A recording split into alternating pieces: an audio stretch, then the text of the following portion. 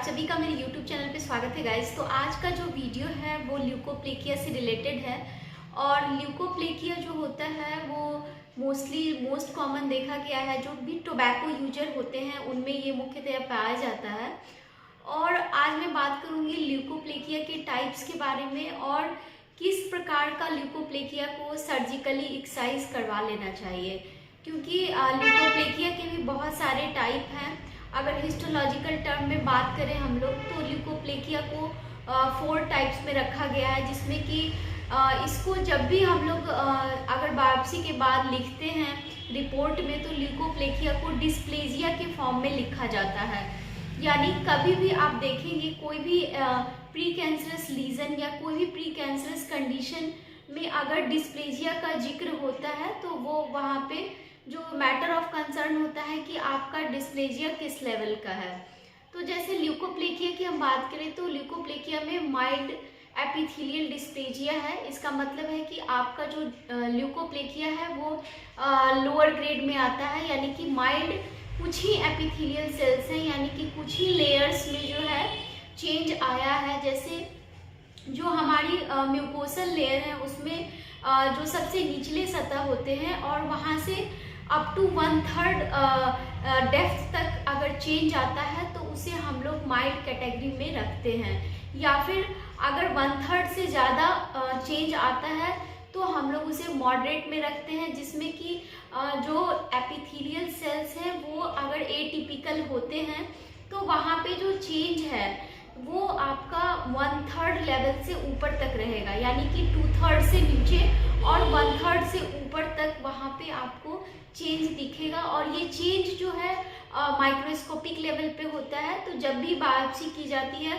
तो ल्यूकोप्लेकिया को in the term of dysplasia ही लिखा जाता है। और यहाँ पे उसी से समझना है कि आपके मुंह के अंदर की ग्रेडिंग क्या है, यानी कि जो माइल्ड है, मॉडरेट है, सीवियर है, किस तरह का आपका डिस्प्लेजिया हुआ है।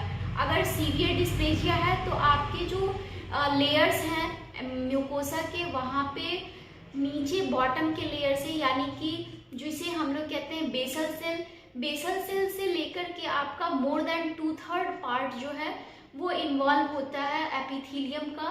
तो वहाँ पे जो है सीवियर डिस्प्लेजिया को कैटेगराइज किया जाता है।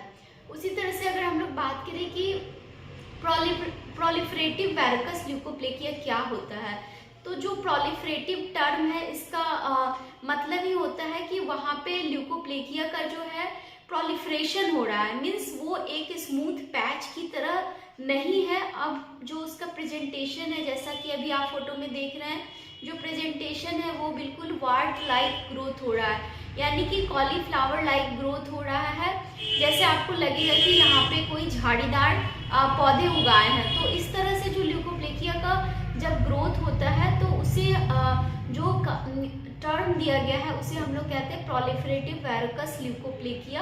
और इसमें जो है डिस्प्लेजिया का लेवल बहुत ज़्यादा बढ़ सकता है, यानी कि कई बार क्या होता है डिस्प्लेजिया स्टार्ट नहीं होता है, लेकिन समटाइम जो है डिस्प्लेजिया जो है पूरे एपिथेलियम में आ जाता है। तो अगर पूरे एपिथेलियम में आपका डिस्प्लास्टिक चेंज है तो उसे वेरिकस सीए की कैटेगरी में डालते हैं, यानी वेरिकस कार्सिनोमा। लेकिन अगर कुछ ही लेयर्स में डिस्प्लास्टिक चेंज आया है, जैसा कि मैंने पहले बताया माइल्ड, मॉडरेट, सीवियर, तो अगर मोर देन 2/3 लेयर्स में डिस्प्लास्टिक चेंज आ रहा है तो उसे हम लोग सीवियर कैटेगरी में रखते हैं। और यहाँ पे एक एक करके मैं बताऊंगी कि अगर आपका ल्यूकोप्लेकिया थिन है, यानी स्मूथ अगर सरफेस है और काफ़ी माइल्ड दाग है, आपका बहुत कम ही अभी परत जमी है, तो वहाँ पे जो चेंजेस है वो रिवर्स हो सकता है विथ मेडिकेशन। लेकिन अगर मैं बात करूँ कि अगर आपने हैबिट को कंटिन्यू रखा और मेडिकेशन भी लिया तो यहाँ पे आपका ल्यूकोप्लेकिया रिवर्स नहीं होगा, तो वो धीरे धीरे माइल्ड से मॉडरेट में शिफ्ट होगा, फिर मॉडरेट से वो सीवियर में शिफ्ट होगा। यानी कि अगर मॉडरेट डिस्प्लेजिया हुआ है किसी पर्सन को या severe, moderate to severe dysplasia है, तो ल्यूकोप्लेकिया रिवर्स नहीं हो सकता है अगर आपने हैबिट क्विट भी कर दिया तो। क्योंकि कई बार क्या होता है कि जो मॉडरेट और सीवियर डिस्प्लेजिया में लेयर्स ऑफ एपिथेलियम ज़्यादा इन्वॉल्व होते हैं, तो आपका जो रिवर्सल है डिजीज़ का वो कम्प्लीटली मेडिकेशन पे निर्भर नहीं कर सकता है, आपको एक सीज़न के लिए जाना पड़ सकता है। जैसे अभी मैं एक पेशेंट का यहाँ पे आपको फ़ोटो शेयर कर रही हूँ, जिसमें आप देखेंगे कि काफ़ी थिक पैच पेशेंट का बना हुआ है। और ये जो पेशेंट है इनको कोई सिम्टम्स नहीं था, क्योंकि जनरली ल्यूकोप्लेकिया में कोई भी सिम्टम नहीं होता है। कुछ ऐसे ल्यूकोप्लेकिया होते हैं, जैसा कि अभी फोटो में आप देख रहे हैं, जिसमें कि रेडनेस आ जाती है, यानी कि वहाँ के जो सरफेस है that is more dysplastic in the sense कि यहाँ पे जो सरफेस की एपिथेलियम है वो बिल्कुल भी अब जो उनका जो मेन नेचर होता है उसको कंटेन नहीं कर रहे हैं। तो जो कलर है आप देखेंगे कि रेडनेस एसोसिएटेड होता है सेंटर में, और चारों तरफ से वाइट कीरेटोटिक आपको जो पैच दिखेंगे। तो इस तरह के ल्यूकोप्लेकिया में क्या होता है, ग्रैनुलर सरफेस अपीयर होते हैं, और ये जो ग्रैनुलर सरफेस होते हैं इसे हम लोग नोडुलो स्पेकल्ड भी कहते हैं। तो ये ल्यूकोप्लेकिया भी हाई रिस्क में आता है। प्रोलिफरेटिव वेरिकस ल्यूकोप्लेकिया भी हाई रिस्क में आता है। लेकिन मैं बात करूँ अगर माइल्ड टू सीवियर की, तो इसे ट्रीटमेंट से ठीक किया जा सकता है। इवन माइल्ड को तो आप मेडिकेशन से ठीक कर सकते हैं, क्योंकि ये हैबिट को पहले लिया था और अब कंप्लीट अगर आप क्विट कर चुके हैं काफ़ी लंबे टाइम से, और mild leukoplakia as it is है, थिन पैच के रूप में है, तो उसमें बहुत कम चांसेस होते हैं कि वो आगे की तरफ मूव करे, यानी उसका ग्रेड आगे बढ़े। तो माइल्ड ल्यूकोप्लेकिया रिवर्स हो सकता है विथ मेडिकेशन, और आपको अपनी हैबिट जो है वो क्विट करनी होगी।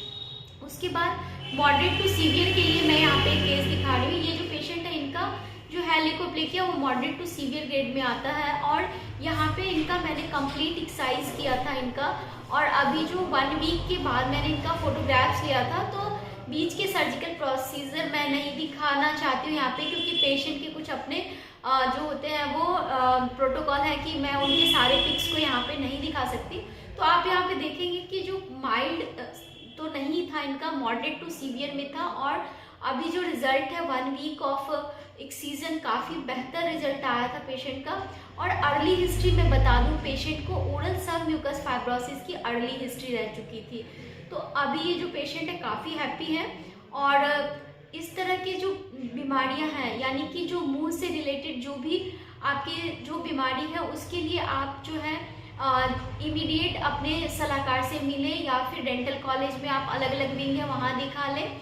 आप चाहें तो ऑनलाइन भी कंसल्ट मुझसे कर सकते हैं मेरे नंबर पे।